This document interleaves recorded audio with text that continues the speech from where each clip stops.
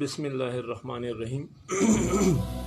ज़मानुम अवल शेर ने एलआरएच कार्डियोलॉजी डिपार्टमेंट के टेक्नीशियन इमादा 9 सालों खैबर मेडिकल यूनिवर्सिटी के जमा the final semester cardiology BS student ये बर खलोजो से जमा ताल्लुक नहीं तो ड्यूटी पर दौरान के माता कोविड पॉजिटिव शवे हूँ। अक्सर बमा د خپل کلی خلکو ته هغو ته ویلم چې یاره موږ سره لاس مه میلاوئ ځکه چې موږ مریضانو خدمت کوو، موږ څه پته نه لګېږي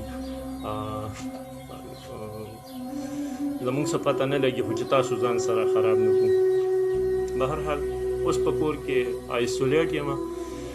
د شپې په 1 بجه باندې ما ته سیمټم شروع شو. زه لاړم خار هسپتال ته. په خار هسپتال کې د دوبۍ بلډینګ ته ورغلم. اول ته چې هلته ورولېږلم نو هلته زه 5-6 منټ وګرځېدم. د ګرځېدو نه بعد ما ته پته ولګېده چې بهر په مچردانو کې سټاف والا پلاسپور دي یا پیرامیډکس دي، دا پراته دي. بهرحال هغوی ما راپاڅول. ما ورته وویل چې یاره ما ته تکلیف دی، وایي زموږ سره خو ورور اکسیجن نشته او د ځان غم کوم. ما وایي کم از کم ما خواله راشئ، ما ته څه زه اکسیجن نه غواړم، ما ته د انجکشن یې وکړئ، زه لږ ګزاره مې وشي او سچوریشن زما وکتل شي چې سچوریشن څومره دی، زه درنه کور ته ځم.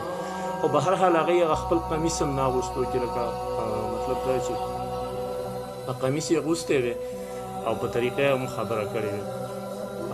په دغې دوران کې ګل احمد جان د جیو ټي وي کیمرامین و، هغه هم ډېر په بد حال باندې و، په روډ پروت و. هغه غریب هم چغې والی. بیا ورله حسبان الله هم راغی په 1 بجه.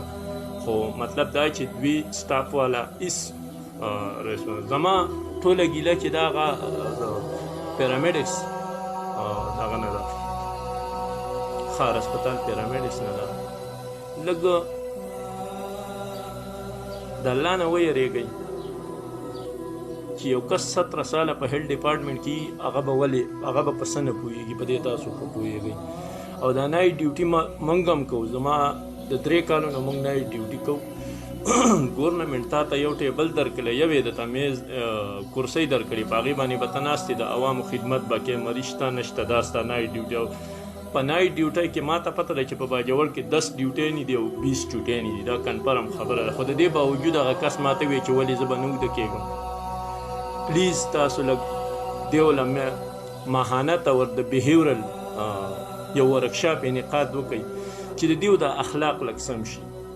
مونږ 2000 مریضان فارغه و. هغه ویډیو د ګل احمد جان څه شته دی، که تاسو هغه ویډیو چا وصول کړه د هغې نه وصول کړئ. ما ورته ریکویسټ یې کړي چې ګوره مونږ په پېښور کې مریضان په څپېړو وی او بیا مو ته مونږ دا خبره کوو. بابا الله به خیر کړي. مونږ یو ته ولې غم کوې؟ مونږ یو خدای به خیر کړي. خو ما وایې تاسو لا مونږ ته راغلي هم نه وایې مونږ د ګریوان نه نیسئ. بله خبره مې دا ده چې د خپل سټاف والا نه صرف د یو تنخوا وصولونکی یو تنخوا ته اخلي او خپل ټول خاندان فکر نه کوي الله به ستا سره څه کوي.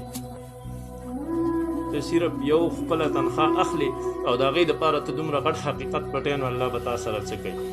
MNA او MPA دا تا ته په سر باندې نشي ودرېدی هر ټیم چې تا ته به MNA او MPA او DC او AC ولاړي. دا هغه ذات د ته بره ګوري.